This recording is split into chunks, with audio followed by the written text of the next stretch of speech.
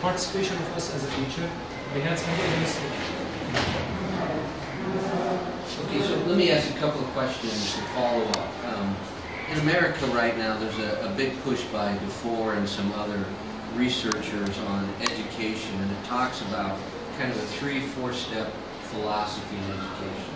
The first thing is defining how do you know what the students should learn, and that goes along with choosing your textbooks, choosing the curriculum, etc. So be thinking about that. The second part is how do you know what they learn? So it goes back to assessments. So I'd like you to respond a little bit about that. And then the third part is what do you do if they don't know it? So if you're teaching kids and they haven't learned it, what are you doing about it? And then, is it prayer time? No. I always think so. So then the fourth is, the fourth one is, what do you do if they already know it? Because you have certain kids in that class that will already know what you're teaching. So what are you going to do for them? So the first question goes back to, what should the students be learning? How do you know what your students should be learning? How do you know? Will you repeat the first question, please? How do you know what your students should be learning? Actually, we got a group of standards we're trying to follow here. And since the beginning of our school, we're trying to be standardized. One of these important points is the curriculum guide itself. And every single teacher here has a kind of curriculum guide and syllabus distribution and test portfolio, as you can see. And we're trying step by step to get the school on the right track on that issue. What the students should know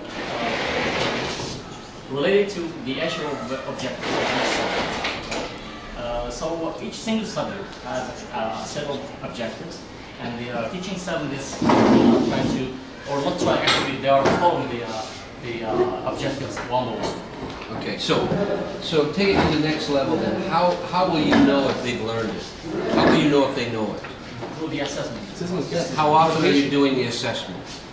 To be more honest, we got a set of assessment process here, but we're trying, and that's what we've already mentioned in the improvement plan, we're trying to make some kind of more precise set of assessment methods. For example, we're using here pencil paper, the pen or pencil paper test, and we're trying to get some pop quizzes and oral tests, even extracurricular activities, just to check or to evaluate their Here's what I've learned through the years, and I also teach at a college level. I teach at Brigham Young University.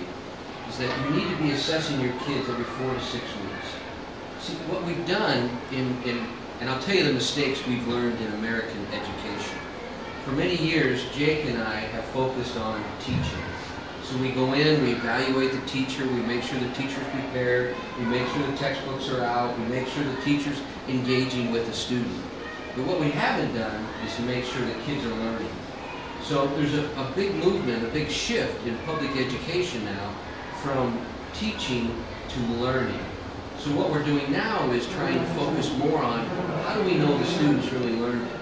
So we do, it's called professional learning communities. We bring our staff together. In my school district, I'm associate superintendent. We have 14,000 students, 22 schools. Every Monday, we have a late start for secondary, so 7th through 12th grade. And then on Fridays, we have early out. So we bring all of our teachers together like this, and we have them start to develop their assessments. So they're not just taking the textbook assessments, but they're creating their own based on what the national tests are going to require. And then from that 4 to 6 weeks, we're giving those assessments in the class, because in the past what we've done is you teach all year long, and then at the end of the year you give a test. Well, what do you do when those kids are behind? You've wasted that whole year. So instead of early on intervention, that's where you really make the difference with the assessments and the tools that way. Very, very important. And so I would challenge you as an organization to look at ways to build in those assessments sooner to get feedback to see how your students are doing. I think that, yeah, the 4 to 6 weeks assessment is really what we really shoot for. Although there should be that informal assessment you do every day as you students interacting with them and testing them as you treat, whether it's English, social studies, talking to them face to face. And helping them out with their assignments too. What are the types of assessments? Types of assessment. Quizzes. First start before final exam. Homework, participation, daily assessment. Even the daily assessment. Sorry, we got a daily assessment for participation of homework, and that's recorded in our records. It's a format of assessment. Yeah, that's and that's being done daily actually, and then after starting from week 2, actually we're starting to give them quizzes, paper quizzes. We have our weekly exercises. Our weekly exercise academic That can be of weekend sheets. We disagree. Weekend sheets. Bulk quizzes and announced quizzes.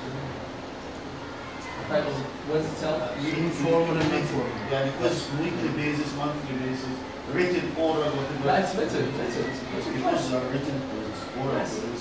No, it's written. Written quizzes, 2 quizzes, all academic subjects, and We have one started in the higher grades. Sorry, we already started in the higher grades to get a new experiment. It's new for us actually for our school, but it's not new in the educational classes, which is the oven bath test.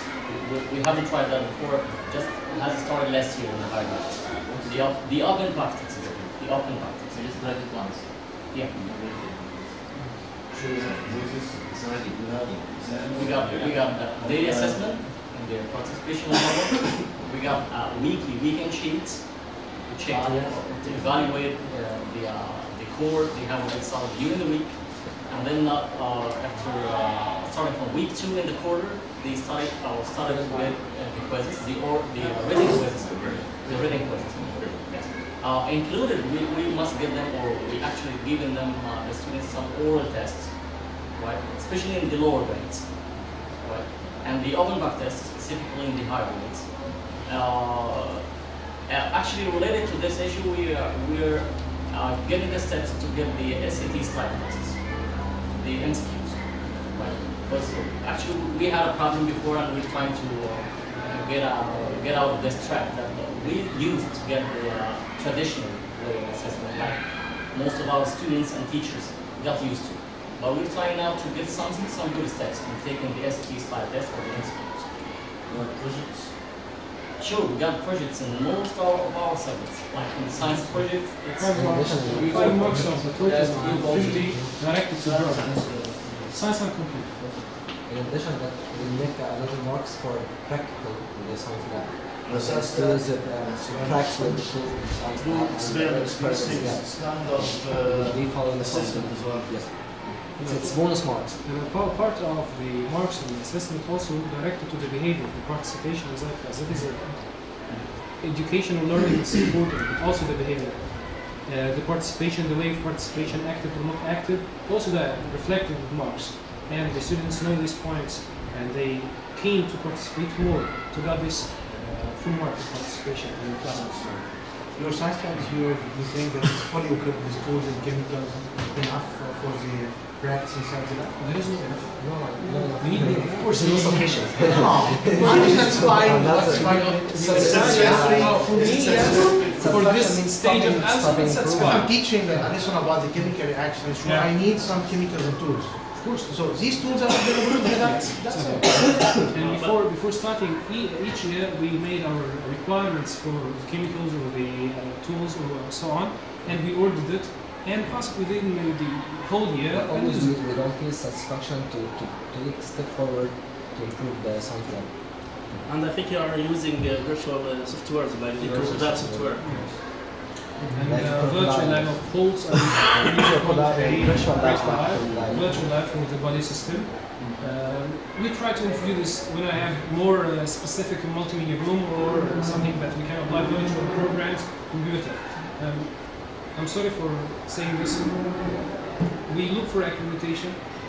I said we, and inshallah this is good. We look for accreditation to put us or to correct our track, not just to assess, not to catch mistakes. We needed to know where we are actually and where we are going to, and this is a need for not survival. Speaking about biology, the survival in the educational process. Yes, we need it.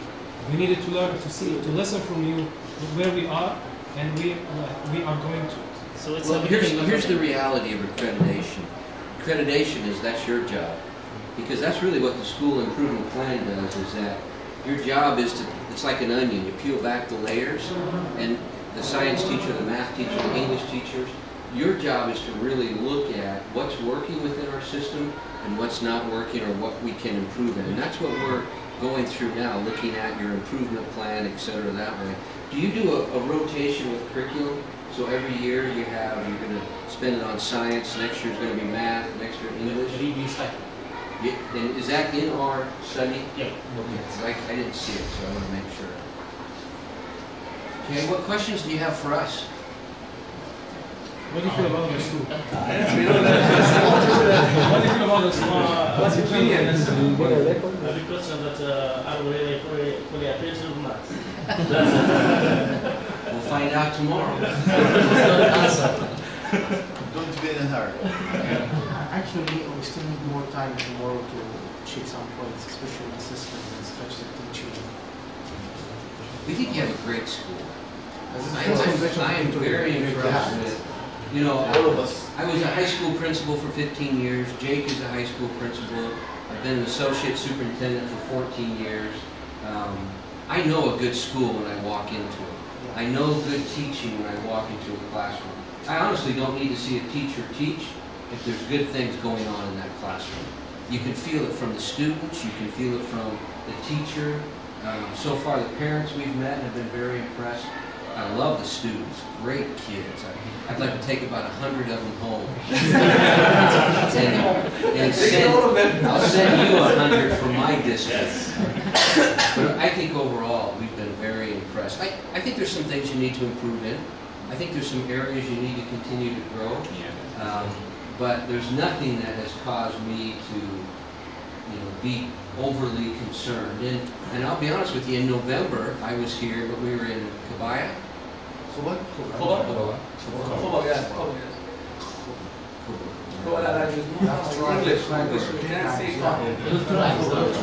can't get it.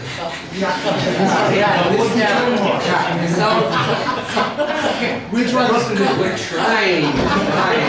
Okay. But anyway, we were there, and we didn't approve a school. International school. We did not approve it for accreditation because they were not prepared. They did not take the study seriously enough, and they tried to fool us. And within 2 hours, I knew that they were playing a game. And I think your school is putting forth a lot of effort, and you're serious about your education for the children. Because that's really what it's about. It's not about me, it's not about you, it's about the children. And so far, I have been very impressed. Thank you, of course. He's an experienced person. Even experienced when he's saying that. So what I'm trying to say, a word from him is enough. This is my 50th accreditation cycle. So I've done private, public, elementary schools, residential treatment centers. I've been all over the world. And I really like Now it. you can see this on our faces. You are so very good teacher. Thank you for that. Good stuff.